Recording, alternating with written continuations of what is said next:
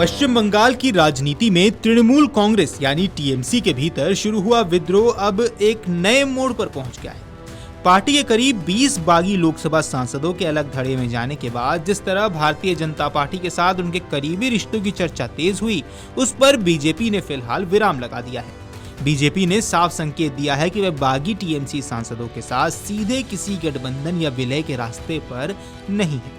ये घटनाक्रम इसलिए अहम है क्योंकि टीएमसी के 28 लोकसभा सांसदों में से बड़ी संख्या में सांसदों के पार्टी नेतृत्व से अलग होने की खबरों ने ममता बनर्जी के सामने बड़ा राजनीतिक संकट खड़ा किया था। बागी सांसदों ने खुद को अलग संसदीय समूह के रूप में स्थापित करने की कोशिश की और केंद्र की सत्तारूढ़ एनडीए सरकार को समर्थन देने के संकेत दिए, लेकिन बीजेपी की ओर से सीधे उन्हें अपने पाले में लाने के इनकार के बाद अब सवाल उठ रहे हैं कि इन सांसदों का अगला राजनीतिक ठिकाना क्या होगा। इसी बीच nationalist citizens party of India यानी एनसीपीआई का नाम सामने आया है। अब टीएमसी के बागी सांसदों को लेकर पिछले कुछ समय से बीजेपी के साथ उनकी नजदीकी की खबरें सामने आ रही थी। कुछ सांसदों की केंद्रीय मंत्री भूपेंद्र यादव से मुलाकात ने इन अटकलों को और हवा भी दे दी। बागी सांसदों के एक समूह की दिल्ली में बीजेपी नेताओं से मुलाकात भी हुई।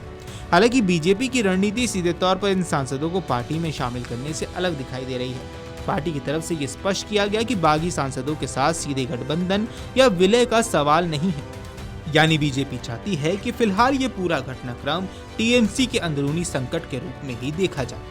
राजनीतिक तौर पर बीजेपी के लिए ये रणनीति महत्वपूर्ण हो सकती है। यदि बागी सांसद किसी अलग राजनीतिक मंच के जरिए एनडीए का समर्थन करते हैं तो बीजेपी को उनका समर्थन मिल सकता है, लेकिन टीएमसी के सांसदों को सीधे बीजेपी में शामिल करने से पैदा होने वाले कानूनी और राजनीतिक सवालों से बच सकता है।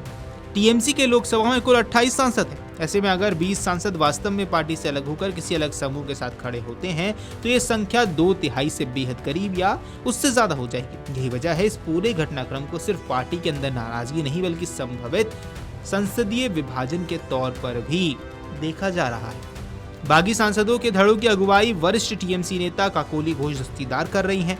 उन्होंने लोकसभा अध्यक्ष ओम बिरला को पत्र देकर अलग संसदीय समूह के रूप में मान्यता भी दी।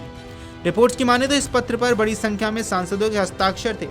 बागी धड़े का दावा रहा है कि वे सीधे बीजेपी में शामिल होने के बजाय अलग राजनीतिक पहचान के साथ काम करेंगे और एनडीए को समर्थन दे सकते हैं। इस पूरे राजनीतिक घटनाक्रम में सबसे दिलचस्प मोड़ तब आया जब एनसीपीआई का नाम सामने आया। यह अपेक्षाकृत छोटी पार्टी है, लेकिन मौजूदा घटनाक्रम ने अचानक इसकी भूमिका बेहद महत्वपूर्ण कर दी।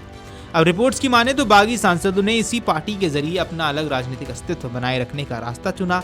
टीएमसी की ओर से भी आरोप लगाया गया कि पार्टी के टिकट पर चुने गए सांसद बाद में एनसीपीआई में शामिल हुए और एनडीए को समर्थन दे रहे हैं। यही वजह है कि अब सवाल सिर्फ ये नहीं है कि सांसद टीएमसी से अलग हुए या नहीं, बल्कि ये है कि उनका एनसीपीआई के साथ जुड़ाव किस कानूनी और राजनीतिक ढांचे के तहत हुआ है।